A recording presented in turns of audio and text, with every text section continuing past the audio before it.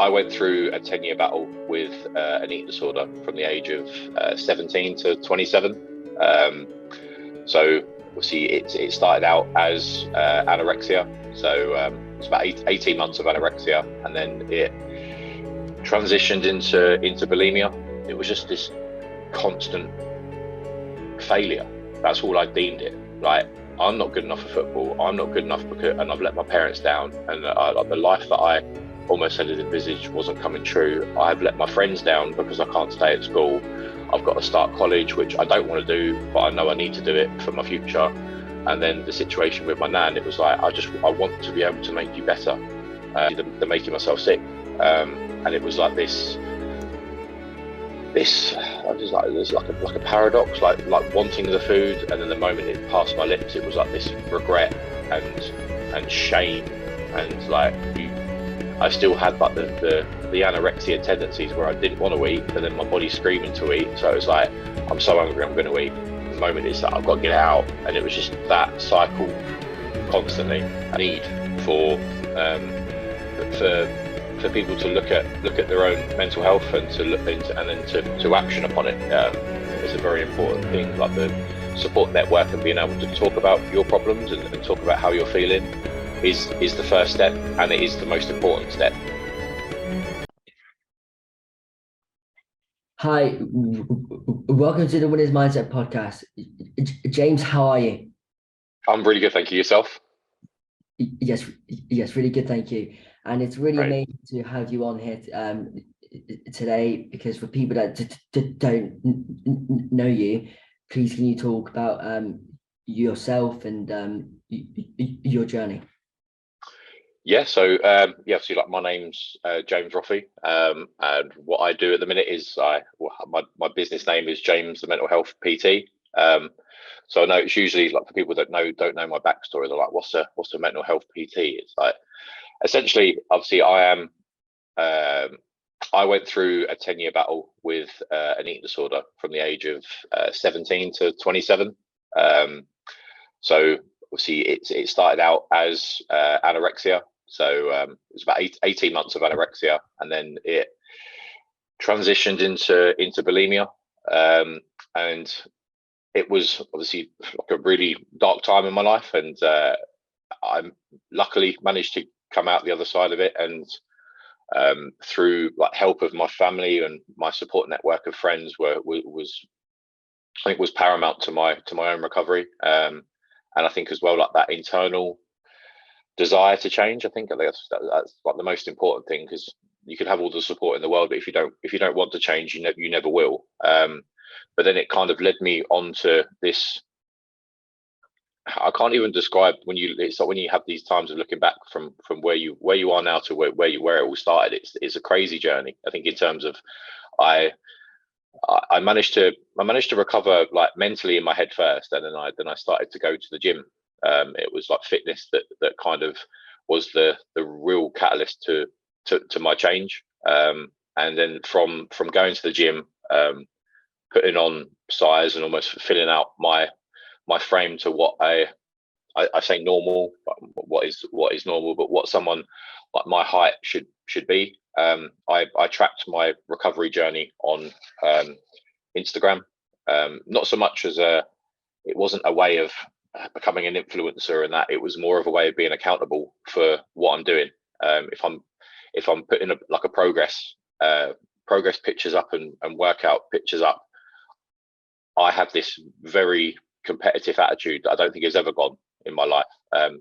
Even when I had my eating disorder, I was still competitive in my own head for the wrong reasons. But it was like, if I put it up but if I track my journey and I track my progress, I can't fail, I can't go back. I need to keep, like, moving forward. And then obviously, like, I don't know whether it was the Instagram algorithm kind of picked up my obviously I got like a following from it, and then it led to being picked up for like modeling. So I did like modeling for a little bit, and then I did some work on TV, and then I got into like extra acting work, and then that led to working with, again, a lot of the guests you've had on have been from the football background. Obviously that's where my background is, and I managed to start working with a lot of football stars through like Adidas and like collaborative like commercial work, and it was like a whirlwind of about 4 years of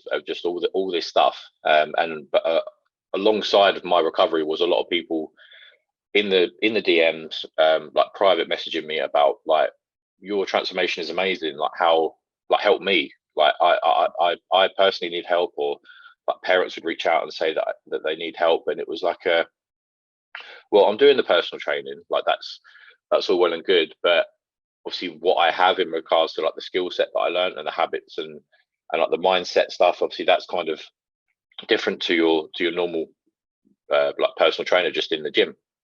So I decided to launch myself as James the mental health PT, just trying to incorporate everything that I've learned from my lived shared experience to my like qualificational experience as a personal trainer, and merge the two together.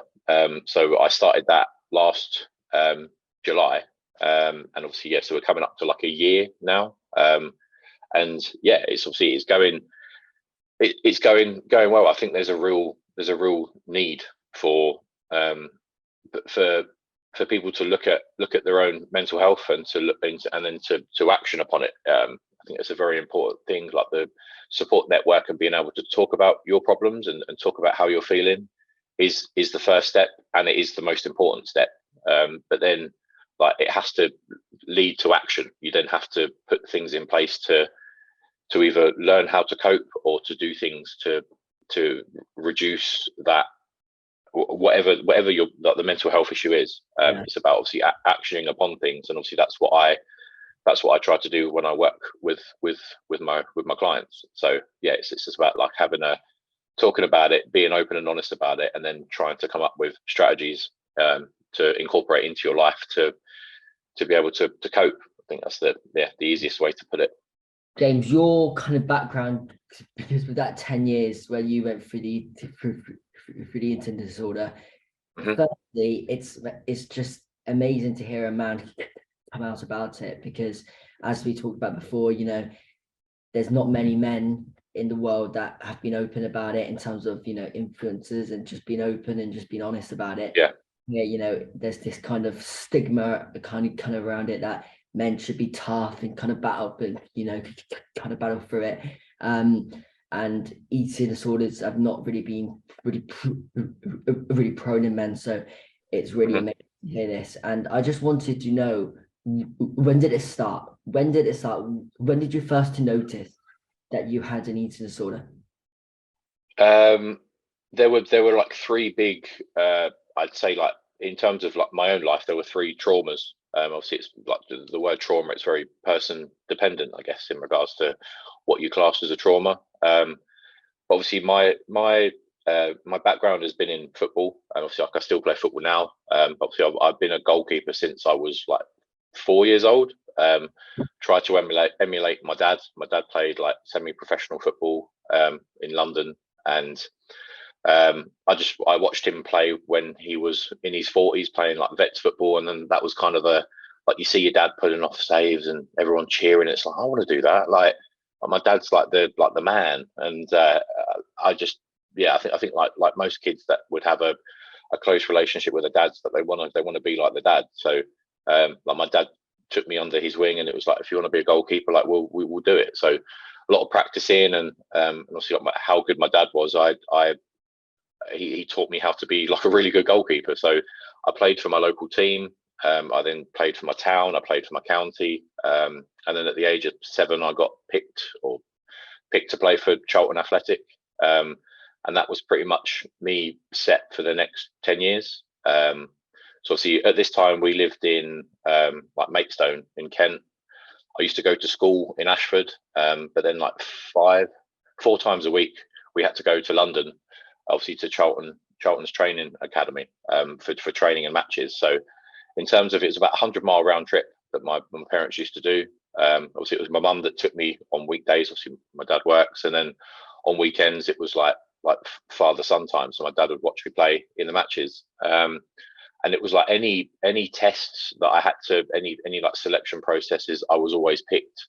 I got the opportunity to train at Bisham Abbey, which was obviously England's old like training academy, and that was like it was just drummed into you that you were going to be a footballer. You were going to be, and it was like when you get told that you're really good, and then you get picked for everything, and it's I think at that age at that age, so we're talking like between like 7 and maybe like 14, like you're not arrogant, I don't think you learn to be arrogant at that age, but there probably is some element of like cockiness, but it's kind of reinforced because it's like, am I going to get picked? Yeah, you got picked. Like, oh, am I going to make it? Yeah, I'm going to make it. And then you've got all these people telling you, and it's like they kind of inflate that expectation in you. And then at the age of, I just turned, I was definitely 16. It may have been just before like 17. And obviously it was about like signing the professional contracts. And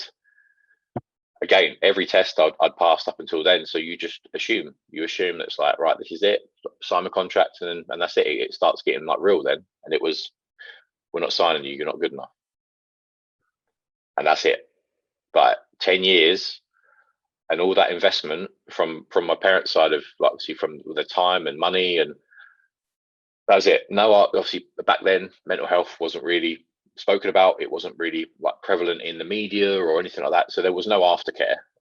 So at 16, 17, my goal, my vision in life was ended, like really cutthroat.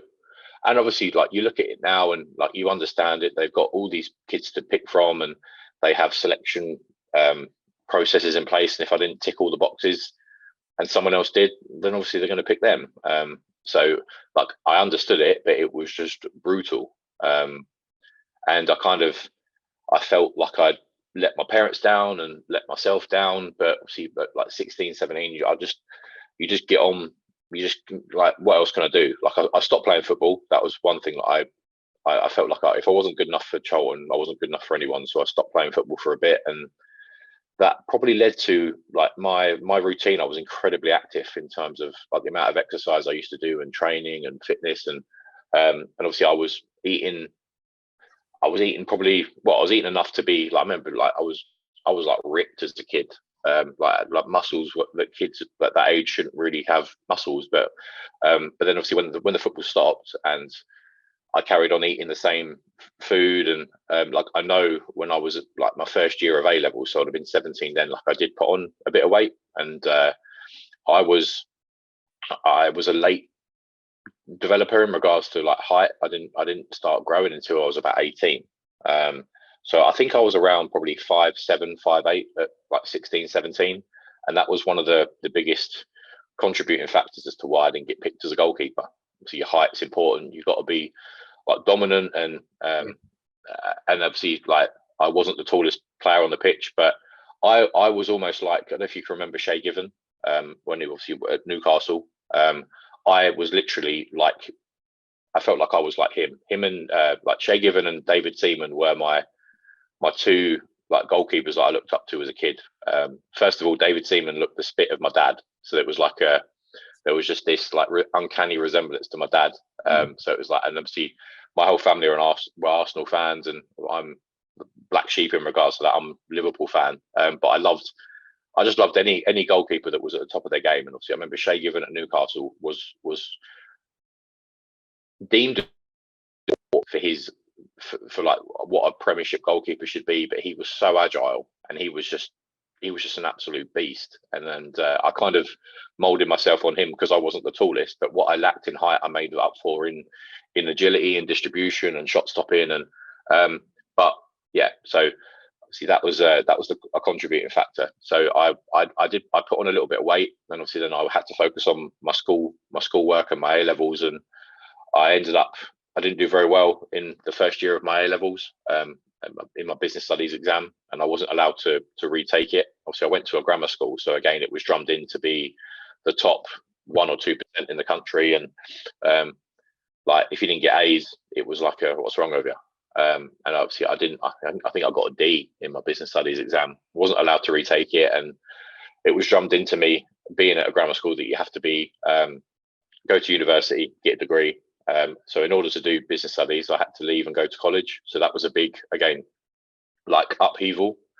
Being at school with all my friends from the age of 11, and we're now like 17, and then to know that I have to leave and start almost like afresh with a group of friends, and like that was a big, I think, in terms of anxiety and social anxiety, like I'm very much a creature of habit, and I think that's just part of my personality. Like I'm sociable, I can talk to anyone, but I like what I like, and like the people that I see as my friends, like I want to stay with them, and whether that's, I think that's just like a comfort thing. I think at the end of the day, so it was like the the feeling of, again, of letting myself down and having to leave and start things new was a big hit to my confidence and just my routine. And then when I started college, my nan, who lived in London at the time, had sold a house to come and live with us. She was diagnosed with cancer, and she passed away within, I think it was less than 3 months. So when she was diagnosed, it was obviously there was nothing that the hospital could do, so she was sent home to be at home for her final months. And so there was like palliative care. So I think like Macmillan nurses came in, and because I was at college, I was only there part time. So to see her deterioration within the space of, like I said, like 3 months, it wasn't just a gradual decline. It was rapid, like daily, like the rate of decline in it, and it was just the whole situation. All of that happened within the space of 18 months, and it was just this constant failure. That's all I deemed it. Like, I'm not good enough for football. I'm not good enough because, and I've let my parents down, and the life that I almost had envisaged wasn't coming true. I've let my friends down because I can't stay at school. I've got to start college, which I don't want to do, but I know I need to do it for my future. And then the situation with my nan, it was like, I want to be able to make you better, and I couldn't. And it was just this, how my head was feeling. It just, I didn't know what eating disorders were. I hadn't researched it. I hadn't had anybody in the family have it before. I had no one in my social circle have it. I just started to, it was, the initial thing I did was just run. I just started to run. And obviously, looking back now, it was like this like escapism. I was trying to run away from my life, like all this like failure and bad news and negative energy. It was just me trying to run away from it. So I used to just run for as long as I could, literally until my legs gave out. And alongside that was this restriction of food. Like I didn't like not eat. I just decided to eat as little as I could. And then going back to my competitive nature, I ended up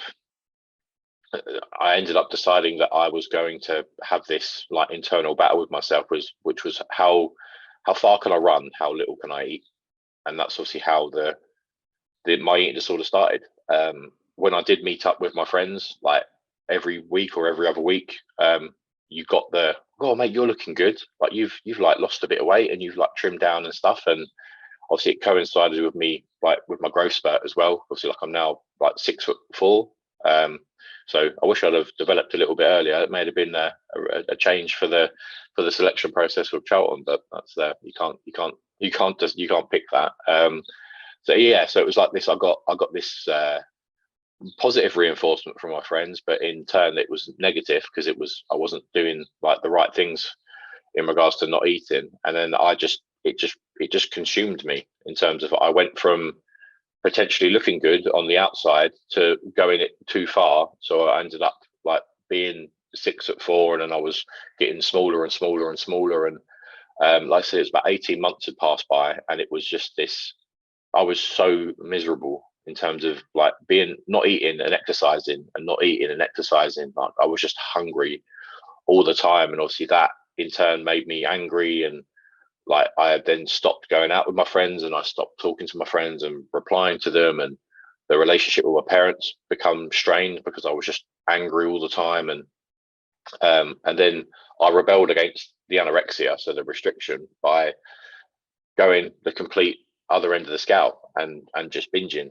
and just almost this 18 months of almost like screaming internally that you're so hungry, and punishing myself for not eating, that it was just like a full blowout. I'll eat everything in sight.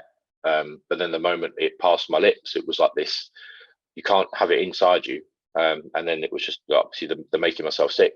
And it was like this I was like, there's like a paradox, like wanting the food, and then the moment it passed my lips, it was like this regret and shame, and like I still had like the anorexia tendencies where I didn't want to eat, but then my body's screaming to eat. So it was like, I'm so hungry, I'm going to eat. The moment it's like, I've got to get it out, and it was just that cycle constantly. So obviously the anorexia obviously was making me ill, but it was a slow process. The bulimia was obviously where my health issues, like, really, I got ill rapidly, and I went downhill rapidly to the point where I was like passing out at home.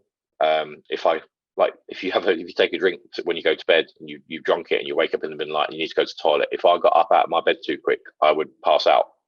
I'd wake up on my bedroom floor, or if I got to the toilet and I stood up too quickly, I'd wake up on the bathroom floor. And it was like, because my parents didn't know about it because they were asleep, it was like I knew I was in trouble, because you could obviously, like, I didn't see in the mirror that I looked ill, but obviously when you stand up and you're like starting to sway, and like you get blurred vision and the little specks in your peripheral vision, it was just like, oh, whoops, like something's bad here. And again, that wasn't really like the catalyst to change. It wasn't like I wanted to seek help. It was just like oh god, this is like warning signs, but I didn't act upon it.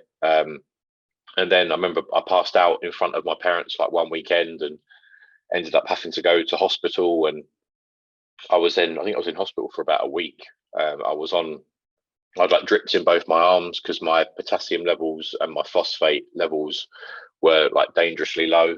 And obviously they weighed me. And I was 5.5 stone, at 6'4", which, BMI wise, obviously, like the back then, like BMI was the measure. Obviously, educating myself since then, BMI isn't really the most accurate measure in regards to like the height and weight, because there's a lot of different external factors involved in that. But like my BMI was like dangerously low, and even at 21, my parents had to sign a do not resuscitate form in front of me, because obviously I was at high risk of going into cardiac arrest. And then obviously, like I can see it now, like my parents crying, like the doctors talking to them, and yeah, obviously, like the doctors were just, it's obviously just like the potassium levels were that low that how I got told, it was like that's what needs to be in your system to kickstart your heart if it ever stops. And obviously mine were almost like non-existent. So if I did go into cardiac arrest, they wouldn't have attempted to revive me. You think that would have been the wake-up call as well, but it wasn't. I was still, in my head, I was still not wanting to change, and I'd kind of like accepted my fate that this is going to be me. This is what I've got, and I'll just like somehow deal with it. The hospital then made like a referral to the eating disorder unit, and I went voluntary, but it was essentially, if you don't go on a voluntary basis, we're going to section you under the Mental Health Act. And it was like, I'll go voluntary then. And that's where I spent the next, I believe it was about 4 or 5 months in a eating disorder unit. But obviously while I was there, I was the only guy. So it was initially going to be as an inpatient like procedure, so I'd have to stay in. But obviously when I went there, it was like, oh, there's no other, you're the only guy. We can't have like mixed sex like inpatient. So I had to be a day patient. So I'd drive myself there. I'd stay there all day. I'd come home at night. And it was basically at the age of about 22, 23, essentially being taught and told how to eat again. I basically had to learn how to eat again. Obviously my portion control was non-existent. Like I'd restrict all day, and then I would like just binge all night. And like, we worked out, I used to spend about 50-60 pound a day on food. And I would binge on that after my parents went to bed, and I'd probably make myself sick like 50-60 times, like over an 8 hour like binge cycle. Like my parents used to go to bed at like 10, half 10. My dad would get up at like 6 o'clock for work, so I had all that time to do my binging, and that's what I did. I used to stay up all night, sleep all day. It was basically like nocturnal. So the eating disorder unit kind of helped me slowly, like almost like reset or reprogram my body. My body was used to eating or not even eating in a certain way, like putting food in but not keeping it down, and it was just obviously eating little meals often.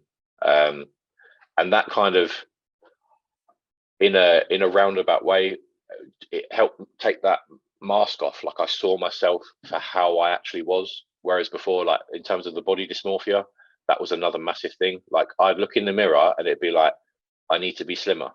My stomach needs to be flatter. Like if I sat in a chair and there was like a crease, I'm not slim enough. I'm not flat enough. So it was like this. I can relate to quite a lot of those issues. Obviously, it was just the bulimia was the major problem. So it was like eating the little and often, and obviously I was keeping it down because I was monitored, and it kind of restarted my brain. Basically, I just started to think. That's probably the easiest way to put it. Like I was just on this autopilot of doing the same stuff, and it was so destructive that when you start eating and you're fueling your body and you're fueling your mind, like your cognitive function comes back, and it's like, well, what I'm doing isn't right, and I do actually feel better, and I'm more alert, and I'm more awake, and I'm actually laughing, and I'm actually like finding things funny, like my sense of humor's like started to come back, and like I was nowhere near healed or recovered, but it was like the building blocks to like my recovery. And it was kind of like at that moment that I realized I'm really in trouble here, and I want to change, but I have no idea how to change. And because I've had my eating disorder we were talking probably like 6 or 7 years at this point, it was like I become attached to it. Anyone that's had an experience of an eating disorder will know that there's a lot of isolation, and there's a lot of secretiveness, and there's a lot of detachment of emotions and friendships, and it strips away everything that you once had. So it's basically like, you had friends, I'm going to take that. You had a relationship with your parents, or I'm going to take that. You used to work, no, we're going to make you too ill to work. And it basically leaves you in this cycle of, you have all this time to yourself, but you have no one to talk to, no one to share it with, and it's the boredom and the time that you have at your own hands that feeds the eating disorder. Like, to be able to have that much time to eat and binge, you can't have a job, you can't have relationships, you can't have any other routine. It is all consuming. And it was almost like Stockholm syndrome. Like it had taken over my life to the point where I didn't have any friends. My relationship with my parents was strained, is probably the politest way to put it. So the only thing I had was my eating disorder. So it's like, if I get rid of it, I don't have anything else. Like, this is me. Like, it's yes, it's not healthy, but it's the only thing I've got. It became my comfort, and it became my safety blanket. So whereas obviously like now, like the gym and exercise and working on myself is my comfort blanket, it was the eating disorder. So it was like, anything that went bad in my life, I went back to that. Anything that like was going well, I'd go back to that. And it was like, so it was always keeping me at arm's reach of recovery. And it was obviously like the therapy that I had after the eating disorder unit. Like my mum and dad were amazing. And it was like, whatever help you need, like, we'll give it to you. So I saw like therapists and counselors, and I even saw hypnotists. I kind of went down like the alternative, like therapy route, and The biggest catalyst was actually seeing a sports psychologist who worked with, at the time he worked with Gillingham Football Club, and he had a long-standing relationship with the England cricket team. And he's, again, in terms of like how I work with my clients, it's about action. And his way of looking at it was, yeah, you've got an eating disorder. Does it really matter where it started? You just want to get rid of it. So it's like, what can you do going forward? What systems or mechanisms can you put in place that are going to help you get rid of it and push yourself on to the next level? And there was the one phrase that I still use, what are we, like 8-9 years on? It's like, whatever your goal is in life, whatever you want to achieve, is what you're doing currently pushing you further towards that or making you further away from it? And it was like that just stuck in my head from the moment he said it. And I apply that to everything that I do, and I try and instill that in my clients. It's like, if you have a like a short-term goal to get to, is what you're doing, whatever you're planning on doing, is that getting you further there? Because if it is the eating disorder, for example, is planning that binge and doing that binge going to help you get into work? No, it's not. So then it's like, you have to, again, it's about being like self-aware and knowing and fighting those demons in your head. And obviously that initially it's so hard because you give into them and they have such a hold over you. But it's like, the more, like the first time that you take control and you don't do that planned binge, like, you're winning, you've won that day. And it's about, like, you initially try over a week, you try and have more good days than bad days. And it's like a smoker that's trying to give up smoking, that smokes 40 a day. Like, if they can get down to 20 a day, someone that doesn't understand smoking would be like, yeah, but you still smoke 20 a day. It's like, yeah, but I'm smoking less. I'm smoking like half what I used to smoke. And that's a massive achievement. And it's like, you're almost like slowly weaning yourself off, but in the same time, you're reducing the binges, you're reducing the number of times that you're being sick, but you're trying to implement other things in place. So it's like, whereas like a sleeping pattern, I'd go to bed at a normal time, so I wouldn't be up all night. Again, reducing that time that I would binge on. If I'm asleep, I can't do anything. And then, like, trying to get back into work, that was another thing. To feel important, to feel that I was like a purposeful person, like within the community. Like, people in work rely on me to do my job, and it gives me that sense of worth, and it gives me that importance that I lacked for 10 years. Obviously, like, 10 years is a long time. If you did something every day for 10 years, like, and then one day you just decide that you need to stop it, it's incredibly hard.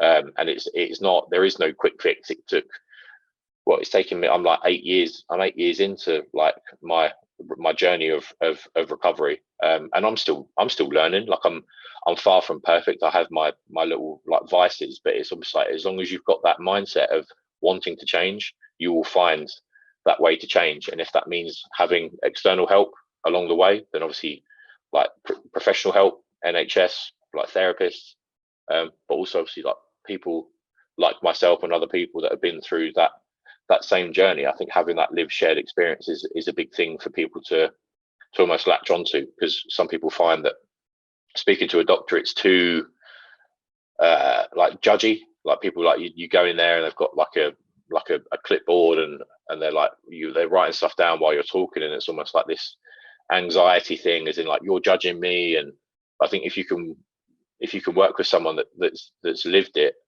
there's that it breaks down that barrier of it being like someone's judging you, because it's like, someone that's had that same experience as you is never going to judge. All they're going to do is it's going to be so relatable, and it kind of gives the person that's seeking help that motivation. Because it sounds cliche, but with how bad I was, if I can do it, anybody can do it. And obviously that's why setting up what I did like last year, it's about, like, I know that it isn't going to be a click of the fingers and someone's going to be recovered, but my main objective is to try and reduce the length of time that someone's struggling. I don't want someone to have to go through 10 years of what I went through, and again what my family went through, and just that it's such a dark, toxic time. And it's like, just to be able to help someone make action plans and help that recovery process quicker, and reducing that strange relationship that I had with everyone, and that instilling that motivation and that belief back in themselves, and teaching them like discipline, but in a positive way. It's like that's my goal, to be able to help other people. It's just like there is no quick fix, but to be able to reduce the time that they struggle is what I feel that I have to do, like a pay it forward approach. So yeah. Sorry. All right, that's right. Yeah, so that's literally my story, like how it started, and obviously what I learned along the way. So yeah. I was just gonna say, like, wow, like I think I like, even during you saying all of that, it got me very emotional, actually, to be honest, because it actually took me back. Like, these things that you talked about are very common, and it's rare. It's rare for like a person like you to talk about that. So I just wanted to know, like, with men, why do you think it's so rare that men are struggling with this and can't talk about it? I think it is, and it's not so much like a chauvinist point of view. I just think that men, in the back of their head, and it's been drummed into everyone, and I even experienced it. The whole reason why I went to the gym was because I didn't see myself as a man.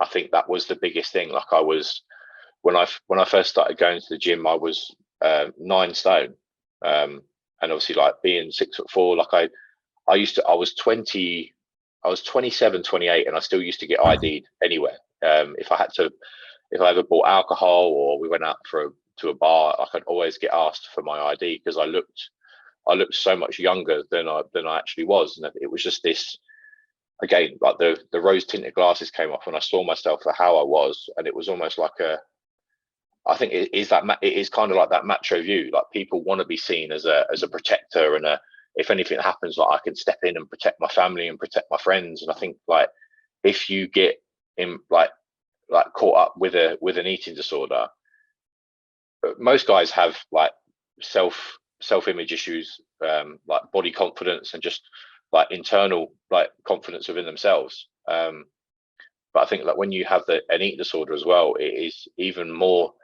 difficult, because it's like the thing that you do that helps you. Obviously, it doesn't help you, but you think it helps you at the time.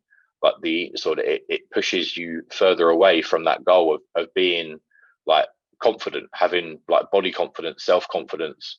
um I think it's that. I think, like, the reason why guys don't like talk out as much and talk about how they're feeling is that fear of obviously potentially being judged. But it's also that how other people view them.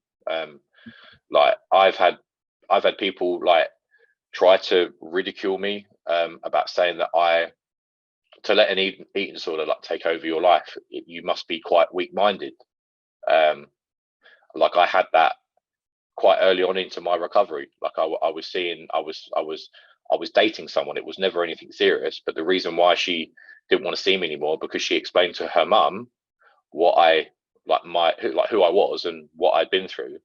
And she was like, is that really someone that you want to have a future with, that can be like that weak-minded, that they can't deal with life, and that's how they deal with it? And it was just like, wow, like, how judgmental are you? Like, and again, obviously, that was from a woman's point of view, and I'm sure like some guys, I think everybody has that everyone would have that sort of narrow-minded view, because they don't know it, they haven't lived it, and they don't know the struggles involved with it. And actually, on the flip side, and obviously that's why the talking about like men's mental health, to me it takes more strength to talk about. Like, I struggled, I had to do this, we had to like do all this, but just talking out about it, like, that is more strength than bottling it up.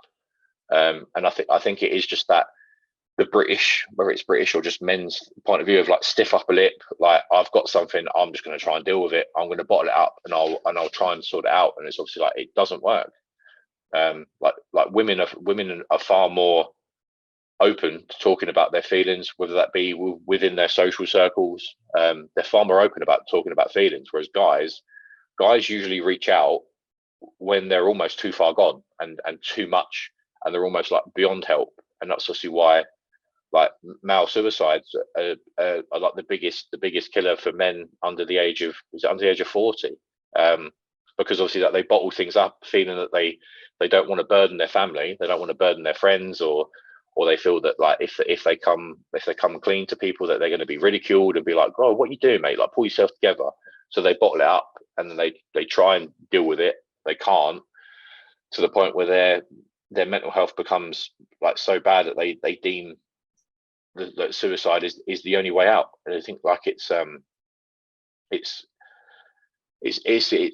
awful. Like, I know, like my heart goes out to people like that, and I just like I can't imagine like the thought process in regards to like they feel that trapped and resigned to what they have, that they feel that is their only option. And you think like you just wish that there was something that could just literally change that, the mentality behind it, and just getting people to talk out. I think that the only way is for people to kind of like this, just jumping on and sharing your story, and it resonating with people that are potentially struggling or know someone that's struggling, and can try and sit down and have a chat and just break that view or that mentality of bottling up. Because it is like, it sounds cliche, but a problem shared is a problem halved.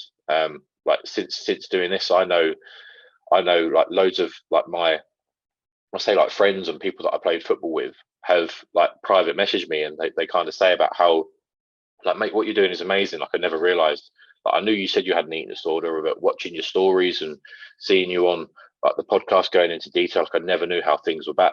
Things were that bad, and it was like I struggled with this, and like since like lockdown, I don't want to go back into work. I don't like the social interaction with people. Like the social anxiety is a real issue now. But I think it's like the more people like talk out, people within their circle will be like, they feel that it's kind of like a little nudge to be like, oh, that's amazing what he's done. I'm going to let him know a little bit about my story. And then, yeah, I think it's just like if you encourage one person and then they speak out to their circle of friends, and then someone else picks up on that, like eventually it's just going to like hopefully like snowball into the point where we just reduce this stigma. Because I don't, obviously, like I'm 7-8 years like down the line, but I don't feel, I answered it in a question the other day, like I don't feel ashamed by what I've been through, and like I'd do it all over again in terms of like what I've learned along the process. Like, yeah, it took away like 10 years of my life,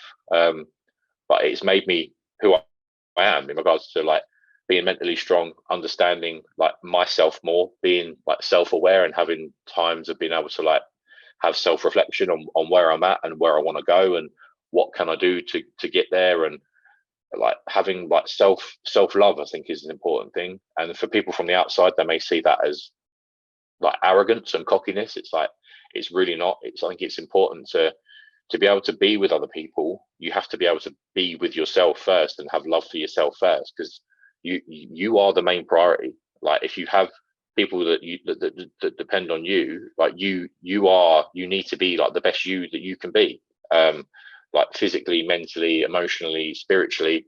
Because like if you go down and people rely on you, like they're going to go down too. So it's very important to have that self-love, and be able to give yourself time to, like, if you work really hard, that you need to have that downtime as well, like your own time to process your thoughts, and either work on yourself, or like the exercising.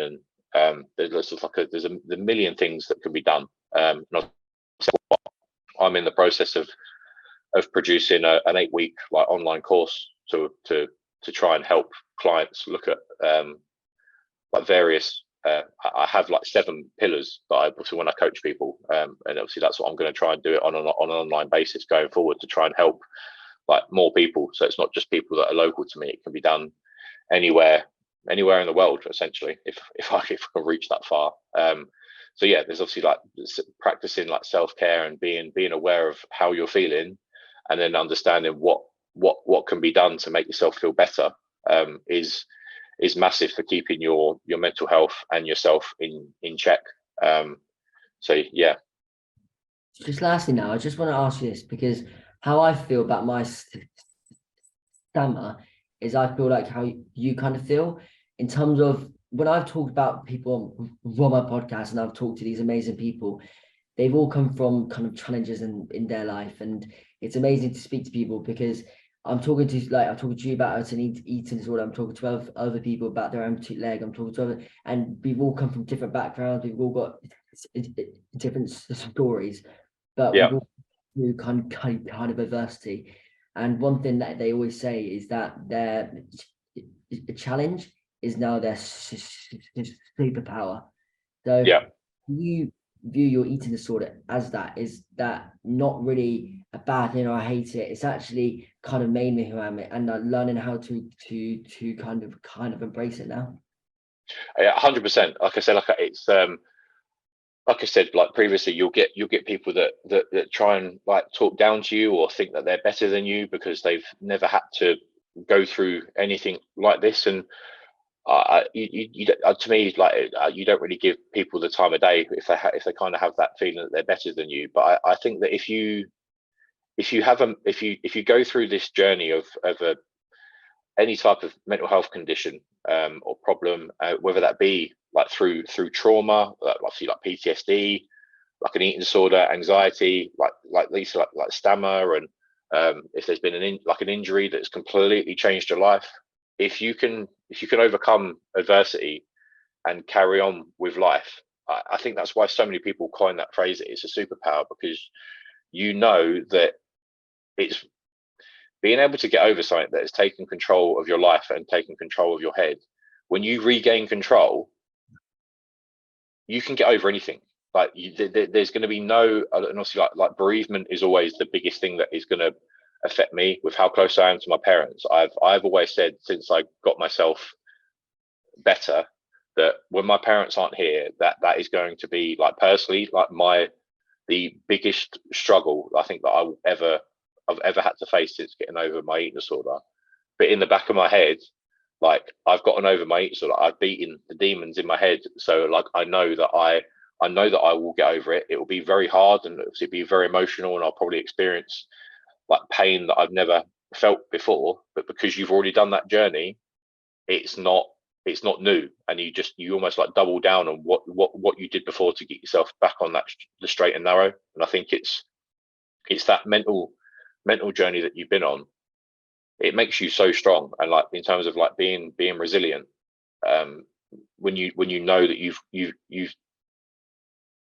battled something that has like consumed you for years, to be able to get the upper hand on that and then go on and live your life and in a productive way. I think you know that you have that mental toughness and strength to be able to get over anything. And I think, like you said, anyone that's had that adversity in their life, they always say that like they wouldn't change it. They wouldn't change it because what you learn about yourself and about others and about like the process of recovery, it's like not many people get on that journey and go through that journey. And that's why I think it's coined as that superpower, because you become like just like a stronger person, I think, in all areas of life. So yeah, James, there's a lot of influencers on social media that try to spread bad information and try to make people believe one way and the other way. But I can tell you now, James, that you are one of the people that make this like just amazing, because you know there are going to be people that hear this. There are going to be people that hear your other podcasts, and they're going to take that may change their life because they're hearing somebody like them. And I think the biggest thing in life is if you can resonate with them, and if you can resonate with them, and if you can talk about it, and if then they can learn about you. And I think by doing that, it can really change their life, and they can really find, they can really know you, and they can really contact you. So thank you so much. It's been a pleasure. It's been amazing to hear about you and stuff. I think I've learned a lot, and I know that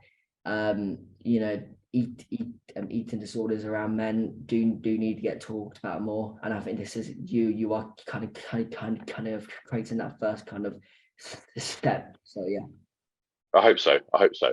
Yeah, thank you very much. great. Thanks so much.